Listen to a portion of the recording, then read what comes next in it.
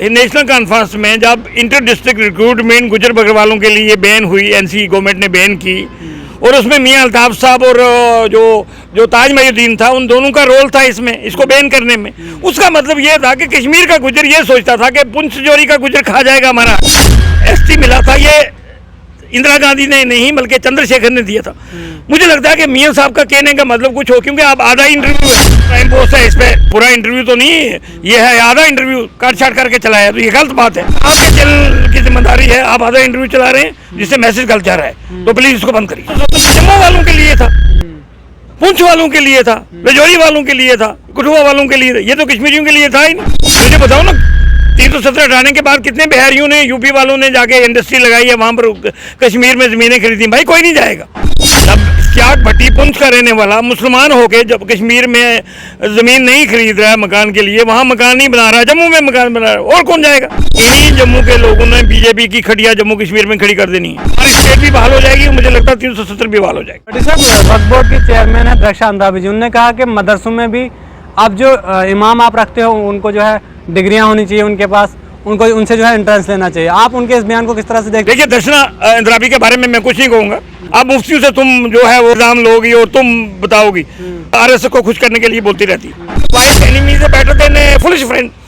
यार ये जो इस किस्म के मरीज हैं ना, जो मियां साहब की आधी बात चला रहे हैं, तो उसका मैसेज एक अच्छा नहीं जाता है।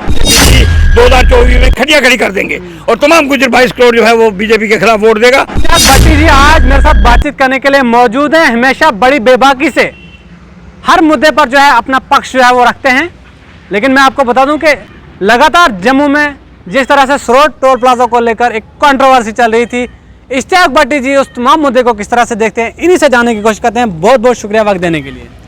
Thank you very much. आप भी मुझे गाए बगाए अपने चैनल पे अपनी बात रखने का मौका देते हैं, उसके लिए आपका बहुत बहुत शुक्रिया।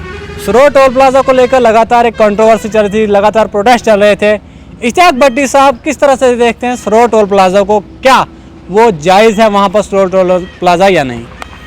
देखिए, सबसे बड़ी पहली बात तो ये है कि मैं एक कानूनी आदमी हूँ और मुझे पता है ये जो सरोड टोल प्लाजा लगा ही गलत था। जब तक आपकी सड़क पूरी तरह कंप्लीट हो गई, हैंड ओवर ना हो जाए, तब तक आप टोल प्लाजा कहीं लगा नहीं सकते हैं, नंबर 1। नंबर 2, कानूनी बात यह है कि 60 किलोमीटर से पहले आप जो 60 किलोमीटर एक पे टोल प्लाजा जैसे बंद पे लगा है नगरोटा में, तो नगरोटा से लेकर सरोड तक 60 किलोमीटर नहीं बनता, तो वो इलीगल है। तो विदिन 60 किलोमीटर आप कोई टोल प्लाजा नहीं लगा सकते हैं। मुझे नहीं ये समझ आती है कि इनके बड़े बड़े लीगल एडवाइजर हैं, बड़े बड़े स्पोक्स जो पर्सन है बीजेपी को, वकील भी हैं, सीनियर एडवोकेट हैं हाई कोर्ट के, उनसे तो पूछ लेना चाहिए इनको। और मैं मुबारकबाद देता हूं जम्मू के लोगों को कि आप जब लड्डू बांट रहे थे, जब आप खुशियां मना रहे थे 370 के तोड़ने पे, और जब आप ये कह रहे थे कि आप 370 जो है उसके बाद यहाँ दूध की नहरें बह जाएंगी, जम्मू के लोगों को ये मुबारकबाद देता हूं कि देर आए दुरुस्त आए। आपको देर से बात समझ आई है, लेकिन आ गई है। कॉन्स्टिट्यूट असेंबली में शेख साहब ने और महाराजा की इसमें कंसेंट थी, और पंडित नेहरू का इसमें बड़ा हाथ था। उन्होंने कश्मीरियों के लिए 370 कॉन्स्टिट्यूशन में इसलिए रखा था कि महाराजा हरी सिंह जो है वो इलाका अपना जो है वो पाकिस्तान के साथ भी करना चाहता था और डबल माइंड था। लेकिन शेख साहब जो हैं वो उसमें नेहरू के इन्फ्लुएंस में आ गए, और शेख साहब का ये शेख साहब का ने डिसाइड किया कि हम पाकिस्तान के साथ नहीं जाएंगे, इंडिया के साथ रहेंगे। 370 तो जम्मू वालों के लिए था, पुंछ वालों के लिए था, राजौरी वालों के लिए था, कठुआ वालों के लिए था, ये तो कश्मीरियों के लिए था ही नहीं। मुझे बताओ ना, 370 हटाने के बाद कितने बिहारियों ने, यूपी वालों ने जाके इंडस्ट्री लगाई है, वहां पर कश्मीर में जमीनें खरीदी। भाई कोई नहीं जाएगा। जब इश्तियाक भट्टी पुंछ का रहने वाला मुसलमान होके जब कश्मीर में जमीन नहीं खरीद रहा है मकान के लिए, वहां मकान नहीं बना रहा है, जम्मू में मकान बना रहा है, और कौन जाएगा? तो हिंदू कौन सा को जम्मू कश्मीर में जाके अपने पैसे जो है वो रिस्क लेगा वहाँ, क्योंकि कंफ्लिक्ट जोन बना हुआ है। तो ये जम्मू वालों को सोचना चाहिए था कि आपकी नौकरियाँ जाएंगी, आपकी ज़मीनें खरीदी जाएंगी, आपका प्रेशर जो है पूरा जम्मू पे आएगा।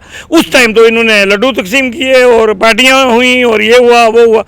अब मुझे लगता है कि जब आप जम्मू वालों को समझ आई है, तो मैं आपको वसूख से ये कह सकता हूँ कि इन्हीं जम्मू के लोगों ने बीजेपी की खटिया जम्मू कश्मीर में खड़ी कर देनी है। भट्टी साहब, जम्मू कश्मीर के लोगों को तोहफा भी मिल रहा है, तो किस तरह से देखते हैं आप इस तोहफे को? आप किस तरह से स्वीकार करते हैं स्मार्ट मीटर के तौर पर? क्योंकि जम्मू कश्मीर में लोग इस हाल में हैं इस वक्त के वो स्मार्ट मीटर जो है जो बिल आएगा वो पे कर सकते मैं हैं। यही कहता हूँ ना कि बीजेपी एक के बाद जम्मू के लोगों के लिए प्रॉब्लम बना रही है।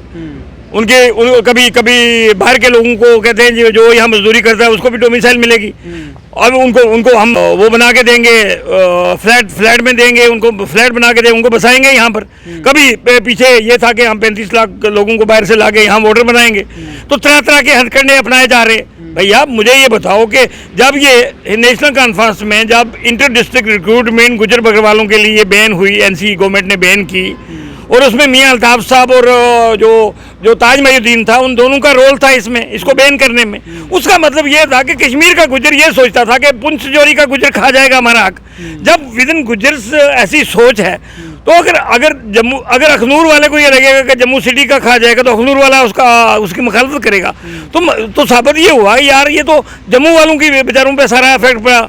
जम्मू वालों की नौकरियां गई, जम्मू वालों को पैसा अब श्राइन बोर्ड पे भी आप बाहर से लोग ला रहे हैं, सेंट्रल यूनिवर्सिटी में प्रोफेसर भी बाहर से ला रहे हैं, हर चीज़ बाहर से ला रहे हैं। तो मैं ये कहता हूँ ना कि जम्मू पे ऑलरेडी जब मिलिटेंसी शुरू हुई है, तो जम्मू डिस्ट्रिक्ट में और जम्मू प्रॉपर में ऑलरेडी जो मुसलमान लोग थे मिलिटेंसी से भागे हुए, डोडा के, रजौरी के, पुंछ के, वो सारे जम्मू में आके बसे, प्लस कश्मीरी पंडित।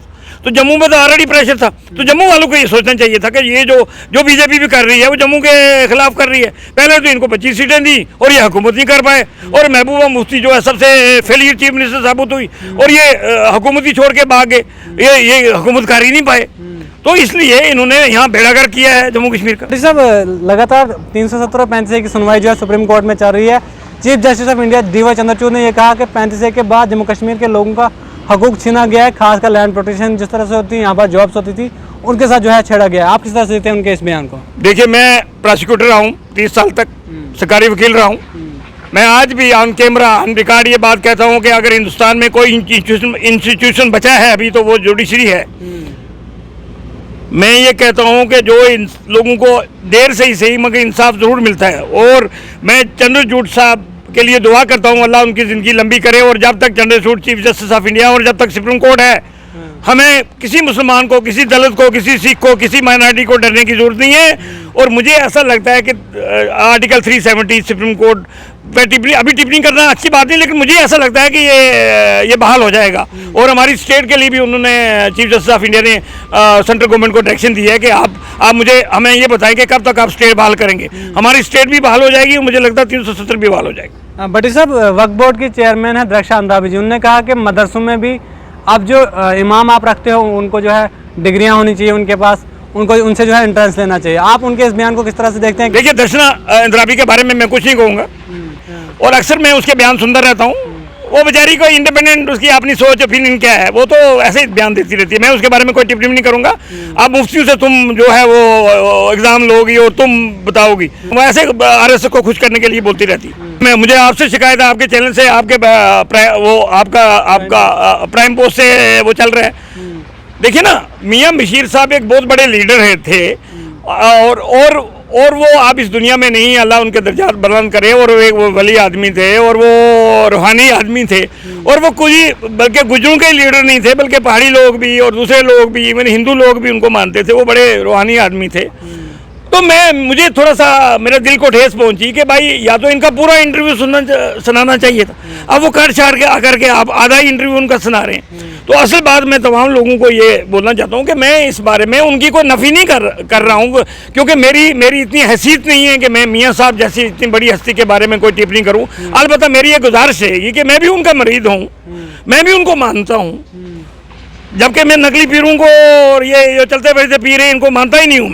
मैं खानकाहों पे जाता ही नहीं हूँ, लेकिन मियां बशीर साहब की मैं इज़्ज़त इसलिए करता हूँ कि बहुत बड़े लीडर थे, रूहानी आदमी भी थे। उनका उधर मकबूजा कश्मीर में, पाकिस्तान में भी बहुत सारे मुरीद हैं।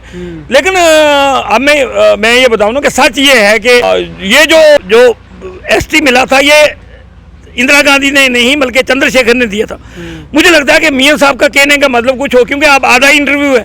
उनका कहने का मतलब ये है कि मियाँ साहब के और उनके वालिद मोहतरम के तलकात, पर्सनल तलकात जो है, आपका ये जो प्राइम पोस्ट है इस पर पूरा इंटरव्यू तो नहीं है, ये है आधा इंटरव्यू काट छाट करके चलाया, तो ये गलत बात है। उनकी रूह को तकलीफ होती होगी। अब उन्होंने इंदिरा गांधी की बात किस कंटेक्स्ट में की? इंदिरा गांधी से उन्होंने ज़रूर बात की थी कि गुजरों के लिए 13 करोड़ रुपया जो मिला है जम्मू कश्मीर के गुजरों को, उनमें भी उसका रोल है। जो ST मिला है उनका भी रोल है, उनके वालिद साहब का भी रोल है। तमाम और उसमें मैं आपको बताऊं तमाम बड़े गुजर लीडरों का एसटी दिलाने में मूवमेंट में ये रोल है। लेकिन सच बात ये है कि एसटी जो हमें दिया था, ये दिया था चंद्रशेखर गवर्नमेंट ने 91 में, जो 1 साल के लिए प्राइम मिनिस्टर बना था, और उसको सपोर्ट हासिल थी राजीव गांधी की, कांग्रेस पार्टी की। तो मियाँ बशीर साहब ने जो ये इंदिरा गांधी की बात कही, या उनकी एक बार उन्होंने स्टेट मिनिस्टर शेख साहब की गवर्नमेंट से इस्तीफा दे दिया था इस बात पे कि भाई गुजरों को रिमिटेशन दी जाए तो कैबिनेट मिनिस्टर लिया जाए। और उस वक्त जब मियाँ साहब ने इस्तीफा दिया था, हमारे चौधरी तालब साहब हैं, ये डिप्टी मिनिस्टर बन गए जाकर, मतलब जबकि इनको नहीं बनना चाहिए था। उन्होंने इनको इसलिए नहीं बनना चाहिए था कि जब मियाँ साहब के यहाँ एक मीटिंग हुई, डिसाइड ये हुआ कि तमाम गुजरों को रिवॉर्ड करना चाहिए शेख साहब के खिलाफ, तो मियाँ साहब ने तो इस्तीफा दे दिया। मेरी गुजारिश ये है, जो कहते हैं कि wise enemy is better than A foolish friend, यार ये जो इस किस्म के मरीज हैं ना, जो मियाँ साहब की आधी बात चला रहे हैं, तो उसका मैसेज एक अच्छा नहीं जाता है।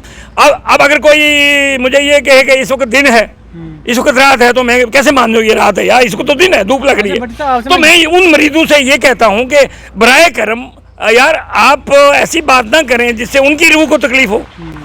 तो मैं मियां अल्ताफ साहब से भी रिक्वेस्ट करूंगा कि उनका अगर ये इंटरव्यू पूरा है तो ये पूरा इंटरव्यू चलवाएं, और आपके चैनल की जिम्मेदारी है, आप आधा इंटरव्यू चला रहे हैं जिससे मैसेज गलत जा रहा है, तो प्लीज़ इसको बंद करिए। बीजेपी की 2024 में खड़िया खड़ी कर देंगे, और तमाम गुजर 22 करोड़ जो है वो बीजेपी के खिलाफ वोट देगा। इसलिए बीजेपी को मैं आज भी आपके चैनल के वसात से कहता हूँ कि जम्मू के लोग भी आपके खिलाफ हो गए हैं, गुजर बकरवाल भी आपके खिलाफ हो गए हैं, और कश्मीरी तो ऑलरेडी आपके खिलाफ हैं। यार पहाड़ियों की एक आध सीट को आप क्या करोगे? वो रेना साहब कहता है +50, तो मुझे बताएं ना, मुश्ताक बुखारी साहब से मैं ये कहता हूँ, कहते हैं हम 15 सीटें देंगे। यार आपने कभी एक सीट थी शफी उड़ी साहब की, वो एक आध मुश्ताक बुखारी की सीट एक बार जिंदगी में आई है। अब 2 सीटें मुझे नहीं उम्मीद कि 2024 में 2 सीटें भी आप ले पाओगे, तो आप कहाँ उनको मिसलीड कर रहे हो। पहाड़ी तो एक आध सीट आएगी, और हम इंश्योर करेंगे कि गुजरों की 15 सीटें आएँ, और हम ये भी इंश्योर करेंगे अगर हमारे एसटी के साथ छेड़छाड़ नहीं की तो हम सोचेंगे, अगर छेड़छाड़ कर दी तो हम 15 अगर 15 सीटें ला के हम बीजेपी के खिलाफ गवर्नमेंट में शामिल होंगे जम्मू कश्मीर।